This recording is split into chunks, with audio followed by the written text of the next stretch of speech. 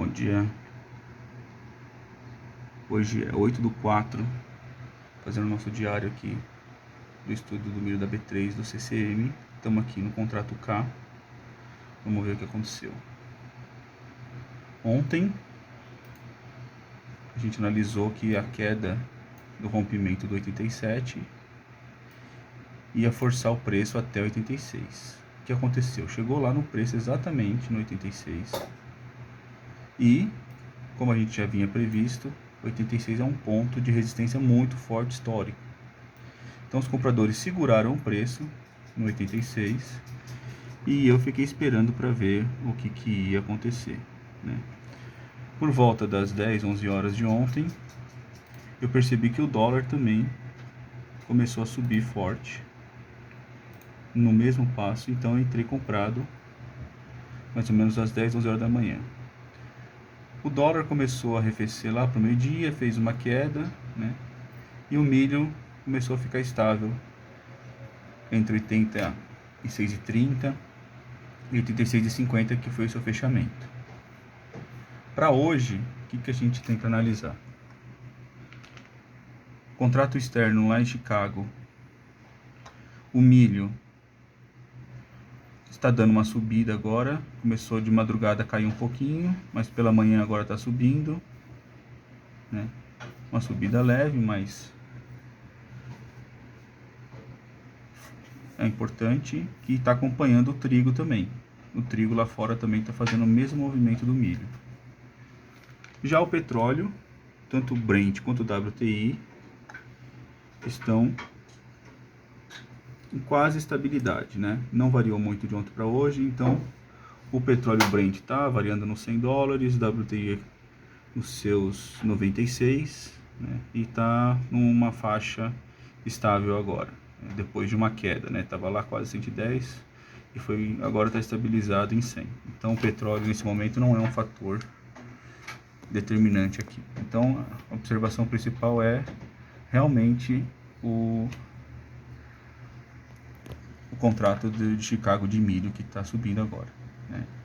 Também a gente não pode esquecer que hoje tem relatório da USDA a 1 hora, então isso pode movimentar, dar muita volatilidade nesses preços aqui, né? Então tem muita gente esperando esse relatório aqui que estão prevendo que a quantidade de estoques pode variar bastante, né? Então a gente vai acompanhar aqui a partir de 1 hora, por isso tomar um pouquinho cuidado no posicionamento até 1 hora. Quanto aos contratos que foram feitos na B3, ontem o CCMK teve um aumento de quase 500 contratos e o U diminuiu 2.600 contratos. Estranho que o contrato N ele aumentou 3.900, então aparentemente a gente teve uma migração ou entrada de novos players do U para o N. Não faz muito sentido.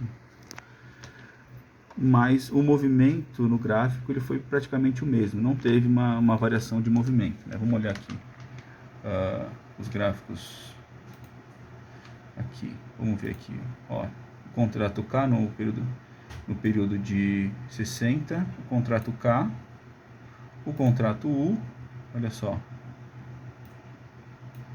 e o contrato N,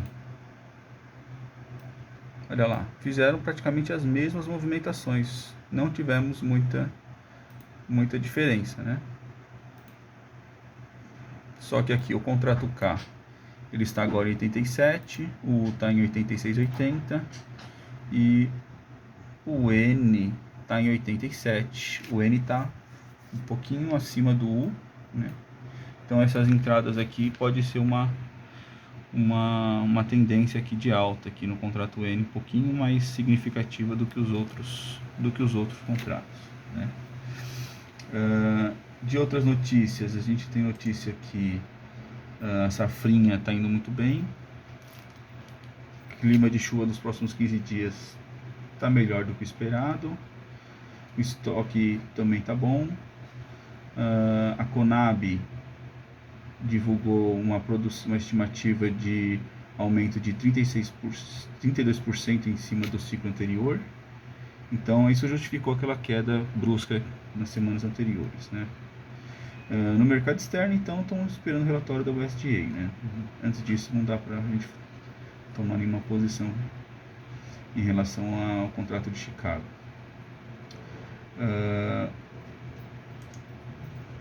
O índice Exalc também está passando bastante, né? Essa semana foi só queda, né? Essa semana começou com 92, passou por 91, 90, agora estamos em 89. Então, o preço à vista do milho está caindo bastante e deve ser fruto dessa safra que está indo muito bem, né? A gente não sabe se isso já é um suporte, né? Porque segundo informações aqui no Agronotícias, o valor de exportação está em torno de 90, então talvez já tenha um limite, né, desses valores. Então a gente não sabe se já está chegando no fim. Quanto à análise gráfica aqui, vamos voltar aqui para ver o que aconteceu, né? Então ontem a gente teve essa queda aqui, a partir do rompimento do 87 chegou até 96, com volume, né? Então teve um volume forte. Os compradores seguraram, que foi no momento que eu entrei, né? E ficou oscilando, né? Chegou no fechamento até beirar os 86 de novo, depois voltou 86,50 e hoje abriu, né, praticamente no preço do ajuste, que é 86,50. Oscilou um pouquinho, ele tentou, os vendedores tentaram forçar, chegar ao 96, mas não tiveram força, e agora os compradores estão jogando lá para 87. Então, é uma tendência preliminar dos compradores. Eu estou buscando aqui no 87,50 mais ou menos, né? Porque aqui eu vejo uma resistência. Vamos ver se chega até 1 hora. Eu acho que a ideia é sair dessa posição antes de 1 hora, né?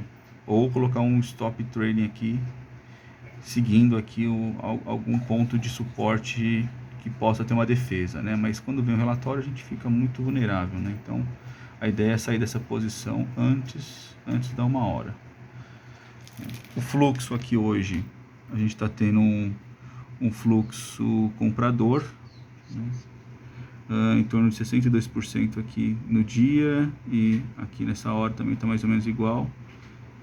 O ponto que teve mais briga hoje foi em torno do, justamente próximo ao ajuste, né? Essa região do 86,50 que brigou bastante.